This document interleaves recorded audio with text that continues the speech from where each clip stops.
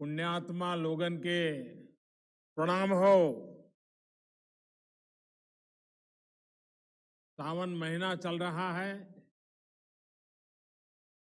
ऐसे में बाबा के चरणों में आने का मन हर किसी को करता है। लेकिन जब बाबा की नगरी के लोगों से रूबरू होने का मौका मिला है तो ऐसा लगता है कि आज मेरे लिए एक दर्शन करने का सौभाग्य प्राप्त हुआ है। सबसे पहले तो आप सभी को भगवान भोलेनाथ के इस प्रिय महीने की बहुत बहुत शुभकामनाएं। ये भगवान भोलेनाथ के ही आशीर्वाद है कि कोरोना के इस संकट काल में भी हमारी काशी उम्मीद से भरी हुई है, उत्साह से भरी हुई है। ये सही है कि लोग बाबा विश्वनाथ धाम इन दिनों नहीं जा पा रहे और वो भी सावन में न जा पाना, तो आपकी पीड़ा मैं समझ सकता हूं। ये भी सही है कि मानस मंदिर हो, दुर्गा कुंड हो, संकट मोचन में सावन का मेला, सब कुछ स्थगित हो गया है, नहीं लग पा रहा। लेकिन ये भी सही है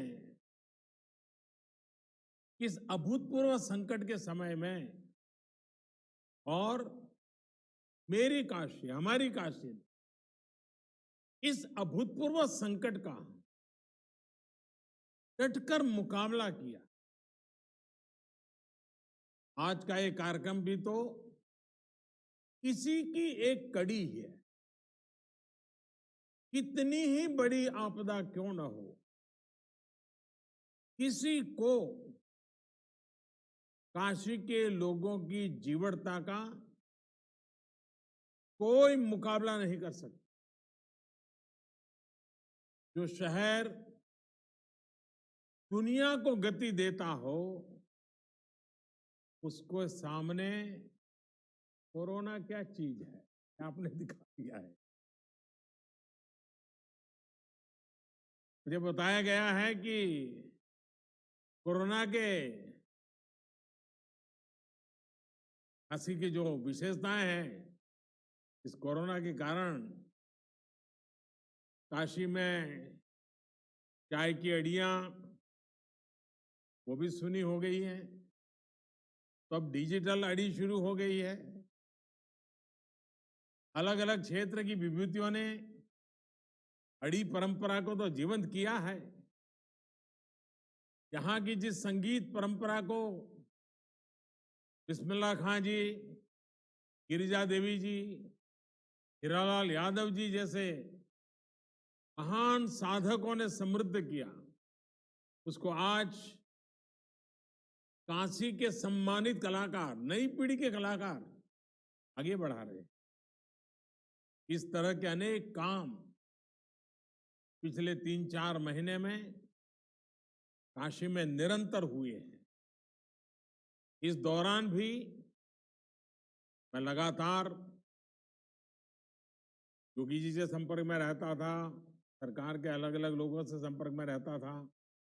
काशी से जो खबरें मेरे पास आती थी, उसमें क्या करना, क्या नहीं करना, लगातार सबसे बात करता था। और आप में से भी कई लोग हैं, बनारस में कई लोगों से मैं रेगुलरली फोन पर बात करता था, सुख दुख पूछता था, जानकारियां लेता था, फीडबैक लिया करता था। और उसमें से कुछ इसी कार्यक्रम में भी जो पक्का भरोसा है कि आप बैठे होंगे, जिनसे कभी मेरी फोन पे बात भी हुई होगी। संक्रमण को रोकने के लिए कौन क्या कदम उठा रहा है, अस्पतालों की स्थिति क्या है, यहां क्या व्यवस्थाएं की जा रही, क्वारंटीन को लेकर के क्या हो रहा, बाहर से आए श्रमिक साथी के लिए कितना प्रबंध कर पा रहे, ये सारी जानकारियां मैं बिल्कुल लगातार लेता रहता। साथियों, हमारी काशी में बाबा विश्वनाथ और मां अन्नपूर्णा दोनों विराजते। और पुरानी मान्यता है कि एक समय महादेव ने खुद मां अन्नपूर्णा से भिक्षा मांगी थी। तभी से काशी पर यह विशेष आशीर्वाद रहा है, यहां कोई भूखा नहीं सोएगा। मां अन्नपूर्णा और बाबा विश्वनाथ सबके सबके खाने का इंतजाम कर देंगे। आप सभी के लिए, तमाम संगठनों के लिए, हम सभी के लिए ये बहुत सौभाग्य की बात है कि इस बार गरीबों की सेवा का माध्यम भगवान ने हम सबको बनाया है, विशेषकर आप सबको बनाया है। एक तरह से आप सभी मां अन्नपूर्णा और बाबा विश्वनाथ के दूत बनकर हर जरूरतमंद तक पहुंचे हैं। इतने कम समय में फूड हेल्पलाइन हो, कम्युनिटी किचन का व्यापक नेटवर्क तैयार करना, हेल्पलाइन विकसित करना, डेटा साइंस की आधुनिक विज्ञान टेक्नोलॉजी की मदद लेना,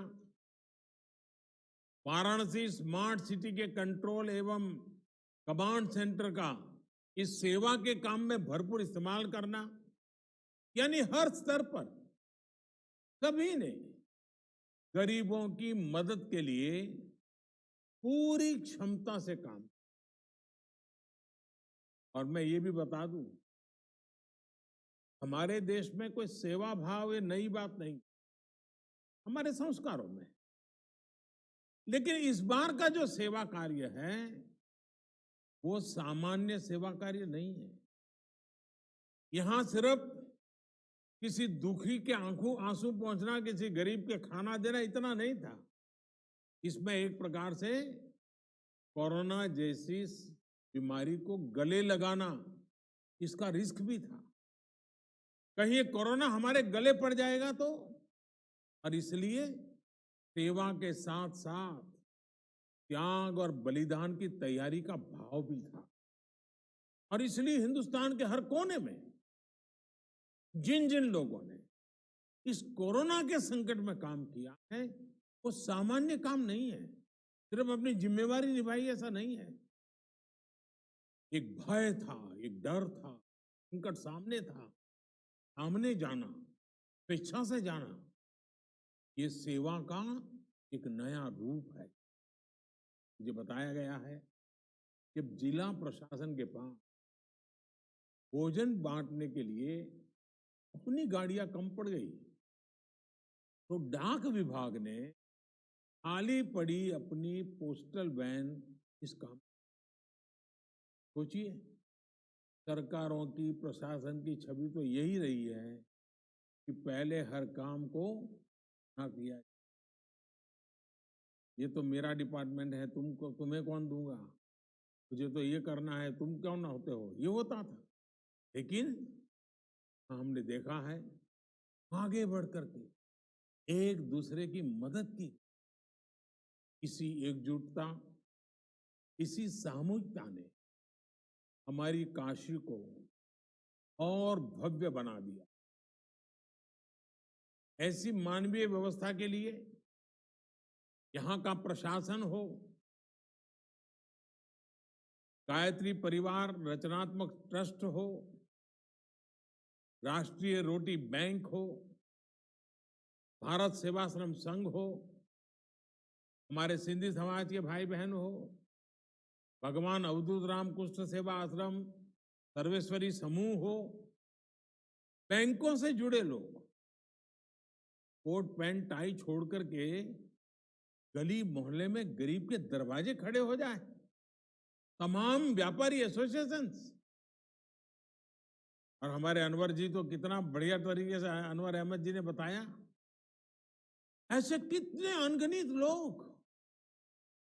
और मैं तो अभी सिर्फ 5-7 लोगों से बात कर पाया, लेकिन ऐसे हजारों लोगों ने काशी के गौरव को बढ़ाया है।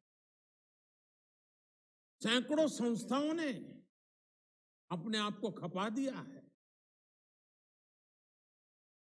सबसे मैं बात नहीं कर पाया हूं, लेकिन मैं हर किसी के काम को आज नमन करता हूं। इसमें जुड़े हुए हर व्यक्ति को मैं प्रणाम करता हूं। और जब मैं आज आपसे बात कर रहा हूं, तब सिर्फ जानकारी नहीं ले रहा हूं, मैं आपसे प्रेरणा ले रहा हूं। अधिक काम करने के लिए आप जैसे लोगों ने इस संकट में काम किए, इनके आशीर्वाद ले रहा हूं। और मेरी प्रार्थना है कि बाबा और मां अन्नपूर्णा में आपको और सामर्थ्य दे और शक्ति दे। साथियों, कोरोना के इस संकट काल ने दुनिया के सोचने, समझने, कामकाज करने, खाने पीने, सबके तौर तरीके पूरी तरह से बदल दिए। और जिस प्रकार से आपने सेवा की, और सेवा का समाज जीवन पे बड़ा प्रभाव होता। मैं बचपन में सुना करता था कि एक सोनार, उसको छोटा मोटा अपने घर में सोनार के नाते वो अपने घर में काम, कुछ परिवारों के लिए सोने की चीजें बनाना वगैरह पता चलता था। लेकिन उस महाशय की एक आदत थी, वे बाजार से दातुन खरीदते थे। और सुबह में, हम पहले के जमाने में आज ब्रश उपयोग करते, पहले दातुन करते।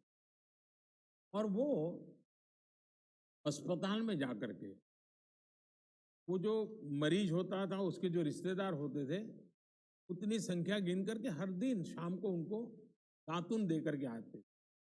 यही काम करते थे और दिन भर अपना सोनार का काम करते। आप हैरान हो जाएंगे, एक सोनार के रूप में अपने काम के साथ ये दातुन लोगों को मदद करने का उन्होंने छोटा सा अपने आदत बना दी। उस पूरे इलाके में उनकी इतनी छवि थी, उनके सेवा भाव की इतनी चर्चा थी कि सोने का काम कराने के लिए लोग कहते, अरे भाई ये तो सेवा भावी है, उन्हीं के यहां सोने का काम करवाएंगे। यानी करते थे वो सेवा, लेकिन अपने आप उनकी एक विश्वसनीयता बनी थी। उनके अपने के सोने के काम को हर परिवार के वो विश्वस्त व्यक्ति बन चुके।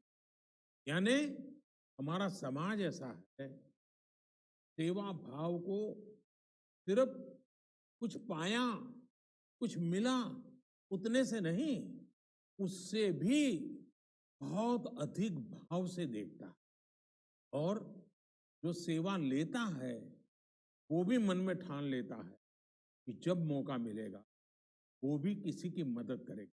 ये चक्र चलता रहता है और यही तो समाज को प्रेरणा देता है। आपने सुना होगा, 100 साल पहले ऐसी ही भयानक महामारी हुई थी।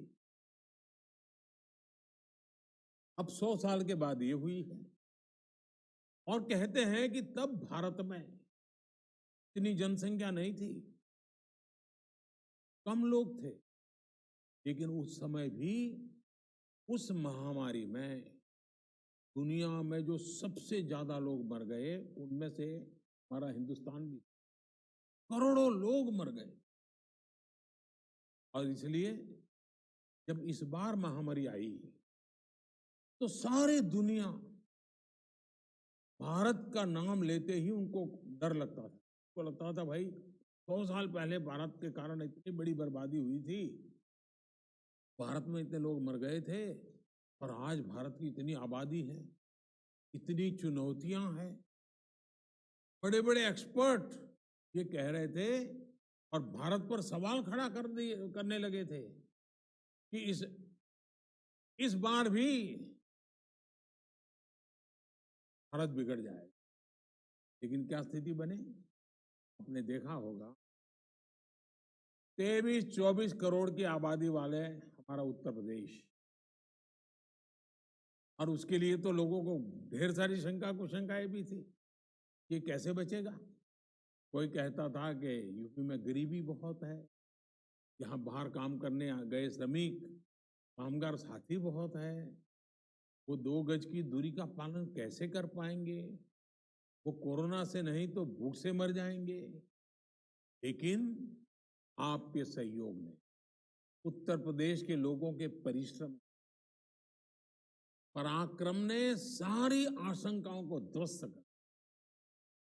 साथियों, ब्राजील जैसे बड़े देश में, जिसकी आबादी करीब 24 करोड़, वहां तो उत्तर प्रदेश जितना ही बड़ा है, वहां कोरोना से 65,000 से ज्यादा लोगों की दुखद मृत्यु हुई है। 65,000। लेकिन उतनी ही आबादी वाले हमारे यूपी में करीब करीब 800 लोगों की मृत्यु कोरोना से। यानी यूपी में कोरोना से हजारों जिंदगियां, जिसकी मरने की संभावना दिखाई जाती थी, उसको बचाई गई है, बचा लिया गया। आज स्थिति ये है कि उत्तर प्रदेश ने न सिर्फ संक्रमण की गति को काबू में किया हुआ है, बल्कि जिन्हें कोरोना हुआ है वो भी तेजी से रिकवर हो रहे, ठीक हो रहे हैं।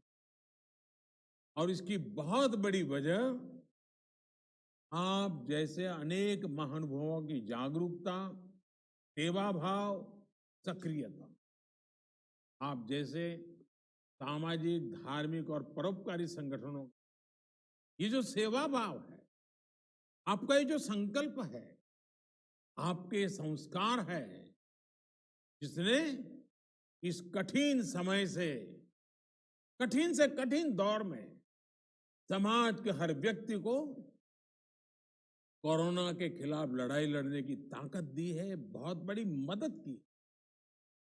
साथियों, हम तो काशीवासी हैं और कबीरदास जी ने कहा है, कबीरदास जी ने कहा है, सेवक फल मांगे नहीं, सेव करे दिन रात। सेवा करने वाला सेवा का फल नहीं मांगता, दिन रात निस्वार्थ भाव से सेवा करता।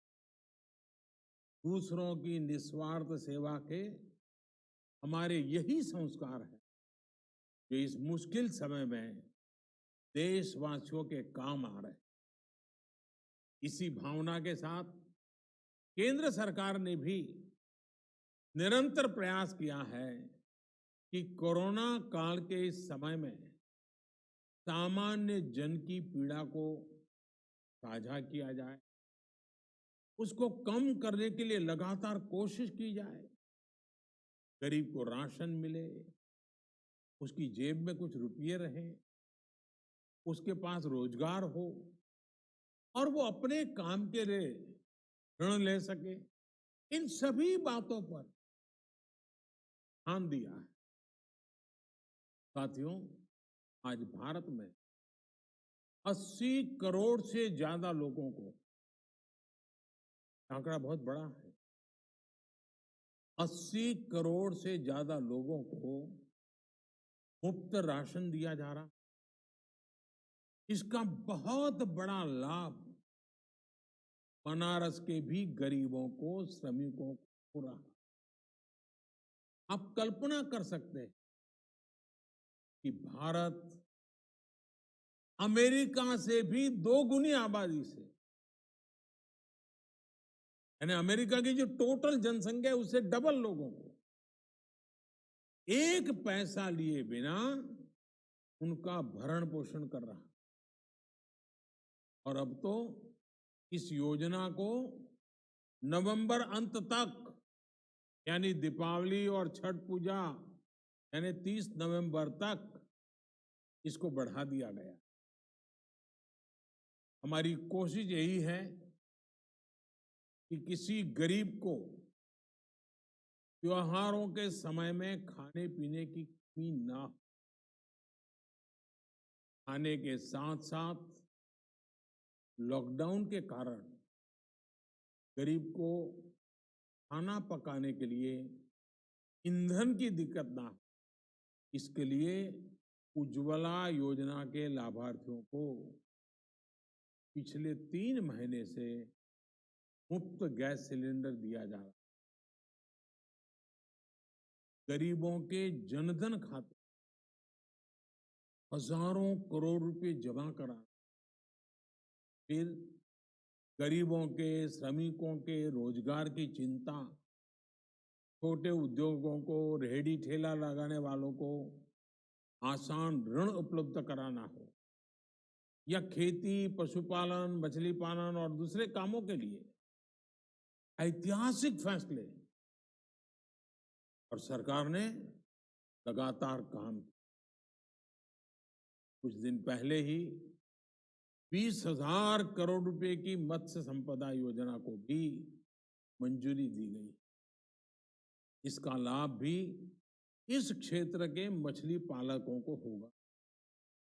इसके अलावा यहाँ यूपी में कुछ दिन पहले ही रोजगार और स्वरोजगार के लिए एक और विशेष अभियान चलाया गया। इसके तहत हमारे जो हस्तशिल्पी हैं, बुनकर हैं, दूसरे कारीगर हैं, या फिर दूसरे राज्यों से जो भी श्रमिक साथी गांव लौटे हैं, ऐसे लाखों कामगारों के लिए रोजगार की व्यवस्था की गई। साथियों, कोरोना की ये आपदा इतनी बड़ी है कि इससे निपटने के लिए लगातार काम हमें करना ही होगा। हम संतोष मान करके बैठ नहीं सकते। हमारे बुनकर भाई बहन हो, नाव चलाने वाले हमारे साथी हो, व्यापारी, कारोबारी हो, सभी को मैं आश्वस्त करना चाहता हूं कि हमारा निरंतर प्रयास है कि सभी को कम से कम दिक्कत हो और बनारस भी आगे बढ़ता ही रहे। मैंने कुछ दिन पहले ही बनारस के विकास कार्यों को लेकर प्रशासन से, शहर के हमारे विधायकों से भी टेक्नोलॉजी के माध्यम से लंबी मुलाकात की थी, बहुत डिटेल में बातचीत की। एक एक चीज को मैंने टेक्नोलॉजी और ड्रोन की पद्धति से मॉनिटर किया था।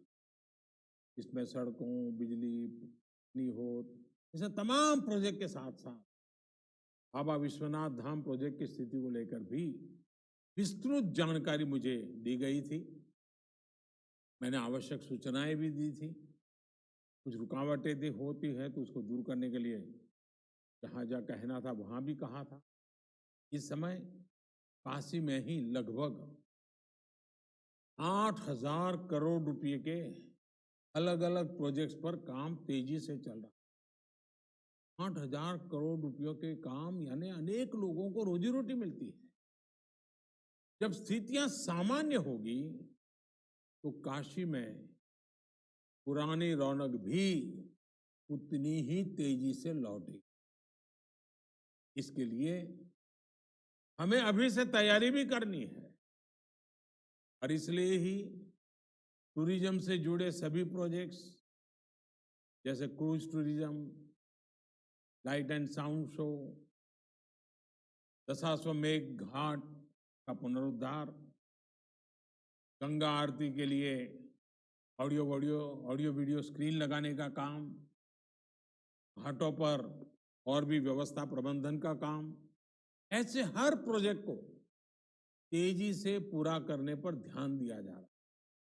साथियों, आने वाले समय में काशी को आत्मनिर्भर भारत अभियान का भी एक बड़ा केंद्र बनते हुए हम सभी देखना चाहते हैं, और ये हम सबकी जिम्मेवारी भी है।